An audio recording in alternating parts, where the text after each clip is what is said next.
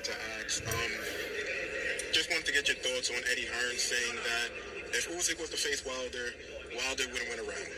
Wilder could land that knockout punch, but he wouldn't win a round. Do you see it the same way? Wouldn't win a round, but Wilder, I don't wish Wilder on my worst enemy.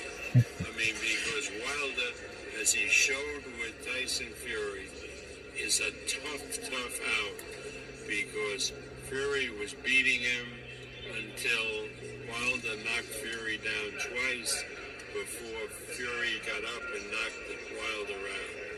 Wilder is a very underrated fighter, and I think Usyk may be too small for Wilder, and he doesn't punch like Wilder. I like Wilder in that fight. Is it one of the biggest punches you ever seen heavyweight? Well, it's hard to tell punches from different eras. I mean, was he a bigger puncher than Ernie Shavers? You know, it's hard to tell. Bigger puncher than George Foreman? Hard to tell. So, you know, just say for this era, Wilder is probably next to Fury the best puncher in the heavyweight division. Gotcha. Thank you, Bob. Appreciate it. And those are the words of Bob Arum. Have you heard, as you heard him say, that he wouldn't wish Deontay Wilder on his worst enemy, or should I say, his worst opponent, right?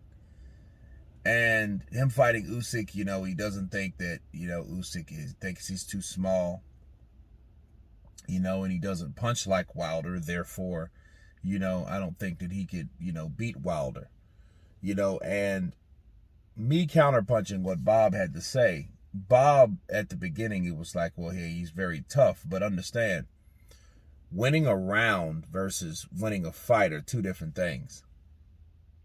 You know, I was at work one day years ago. I was working in room service, and I heard this chick say one of the dumbest fucking things.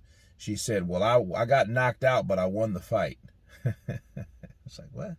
She said, yeah, I was just beating the hell out of her, and then she hit me and then knocked me out, but I still won. I'm like,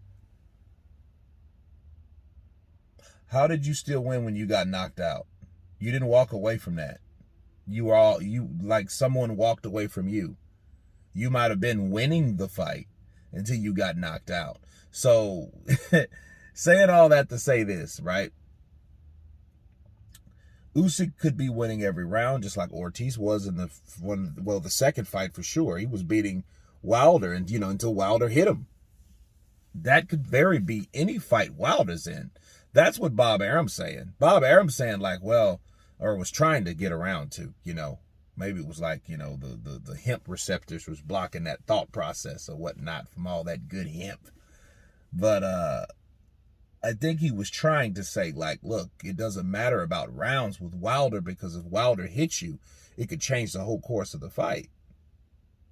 You know, and he used Tyson as an example. Like, Tyson already had dropped him in round 3. In, like, round 1, you might could gave it to Wilder, but, like, rounds 2 and then 3, you know, Fury had already started putting together combinations and putting Deontay Wilder down, and he went down.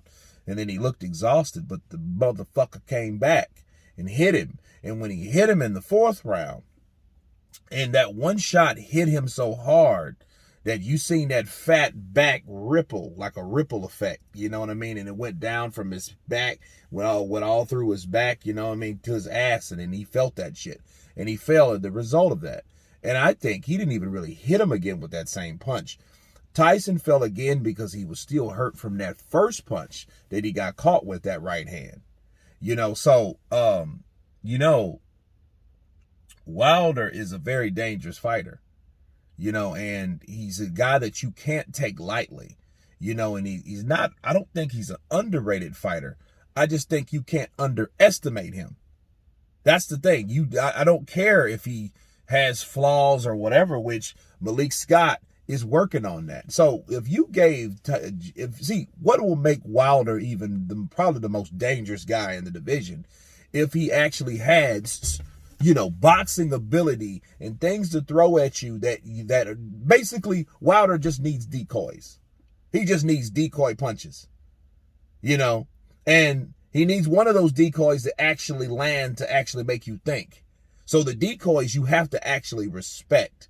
So, because if he's hitting you with the jab, you know what I mean, and all you're really worried about is the right hand, he can hit you with the jab, you know, but then when he throws that right hand, you know, you're there to miss it, you know what I mean? But if he throws and can start working on a hook, like I seen him with Malik Scott, maybe, just maybe, you know, he could catch you with something like, oh shit, you know, this guy got a hook now. You know what I mean? And not only can he hurt you with that hook, you still got to worry about that right hand. So him fighting Oleksandr Usyk will be a very good fight because of that factor, that reality. But saying Usyk is too small, that's ludicrous. That's just like saying Ali was too small.